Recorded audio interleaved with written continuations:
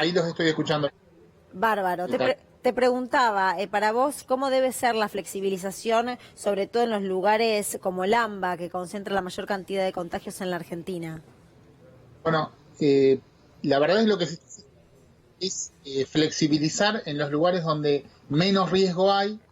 De esa flexibilización seguramente vamos a aprender. Estamos en una pandemia que empezó hace muy poquitos meses, aprendiendo todos los días cuáles son las condiciones en las que nos tenemos que mover. Todos sabemos que todos los países, no solo nosotros, tenemos que volver a la mayor normalidad posible y eso implica hacer funcionar la economía lo mejor posible y que toda la gente vuelva a sus trabajos y pueda mover la rueda. Para eso tenemos que saber claramente cómo movernos para evitar que haya casos críticos, que haya muertes y disminuir la cantidad, por lo menos, de esas posibilidades. Argentina va a ir aprendiendo de lo que hacen otros países y de lo que hacemos nosotros en los lugares donde se está flexibilizando. Claramente, una de las cosas que para los que sirvió esta cuarentena muy fuerte, que es muy importante que hicimos nosotros, es no solo para achatar la curva, que eso es claro, sino también para empezar a cambiar, a poner en nuestra conciencia la necesidad de un cambio de comportamiento, de un cambio cultural. Va a ser muy difícil que salgamos de esta cuarentena sin entender que el uso de los tapabocas es esencial en este proceso para disminuir la transmisibilidad del virus, para disminuir las posibilidades de que nosotros, como potenciales portadores del virus, lo transmitamos a otros. Ahora, Mario, sí. Como uno por estas horas depende de las estadísticas, ¿no? Porque ayer hubo un récord de casos entre la ciudad de Buenos Aires y la provincia de Buenos Aires. 188. 188. Y quiero preguntarle, a ver si usted está preocupado en relación a lo que está pasando en las villas de la ciudad de Buenos Aires. Hay casos que realmente llaman mucho la atención porque, a ver, se hacen en primer lugar los testeos masivos como primer paso, y después se hace el hisopado. ¿Nos puede explicar cómo es el mecanismo del propio gobierno de la ciudad y el gobierno de la nación cuando ingresa a los barrios vulnerables? Mira, yo no conozco cómo es el mecanismo que están utilizando en el gobierno de la ciudad. Te puedo decir lo que pasa aquí en Quilmes o en la provincia, sí. A ver. Nosotros estamos haciendo un seguimiento de todos los casos cercanos a algún caso positivo. Vamos a la casa, tomamos las muestras y hacemos los análisis con el cuidado que corresponde para el personal de salud y recomendándoles a quienes estuvieron en contacto cercano de alguna persona que tiene un resultado positivo confirmado, una cuarentena muy muy estricta, porque entendemos que esa es la manera de disminuir la tasa de transmisibilidad. Antes te estaba por comentar que se sabe que alrededor de la mitad de los casos nuevos de coronavirus, o sea, de la mitad de las personas que se enferman por primera vez, recibieron el virus de una persona que estaba asintomática, o sea, de una persona que no sabía que tenía la enfermedad y lo transmitió. Ese paso, ese proceso se disminuye muchísimo si nosotros aprendemos a usar tapabocas en la mayoría de nuestras actividades. Y en la pregunta anterior que me hacía, seguramente ese cambio cultural, el disminuir los contactos interpersonales va a ser un rasgo cultural que vamos a tener que ir aprendiendo para superar la pandemia. Mario, ¿vos considerás que los argentinos y las argentinas nos tenemos que ir contagiando paulatinamente o sostenés que eso no es una necesidad que implica el coronavirus?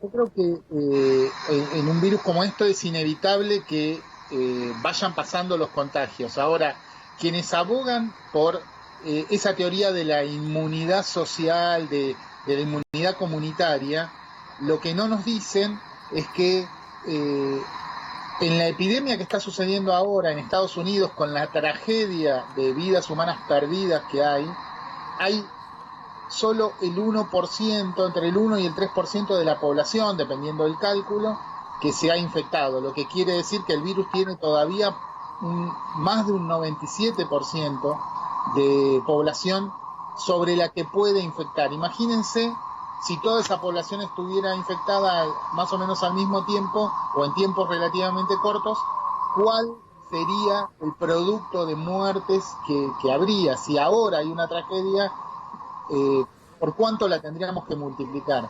Ese es el escenario que nos plantean, sin decírnoslo, quienes abogan por una inmunidad comunitaria.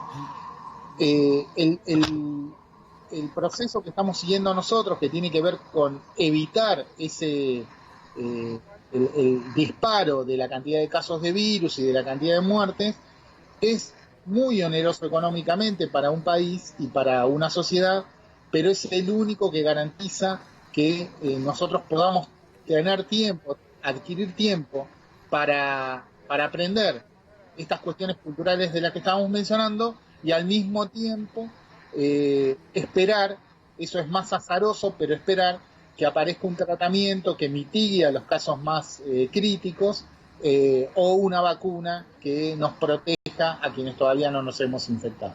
¿Notás en este contexto un fortalecimiento de la comunidad científica internacional en el marco de la pandemia? Y sabemos que en casi todos los países del mundo se está buscando por una vacuna. ¿Qué crees, Mario? Hay muchísimos trabajos, tanto para tratamientos como para vacunas. Digamos, un tratamiento es un desarrollo que busca disminuir la gravedad de los casos, de los síntomas en los casos más graves. Y una vacuna es algo que nos protegería a quienes todavía no nos hemos infectado. En ambos casos hay muchísimo trabajo en el mundo, como nunca se ha visto en la historia de la humanidad. La comunidad científica está trabajando muy enfocada en estos dos temas, en forma masiva, sobre todo. Y seguramente eso va a lograr que, con el interés además que tienen los gobiernos de que esto salga rápido, de que disminuyamos los tiempos tradicionales en los que una vacuna aparece o en los que un tratamiento aparece. Pero tenemos que recordar que esos tiempos no se pueden reducir a cero.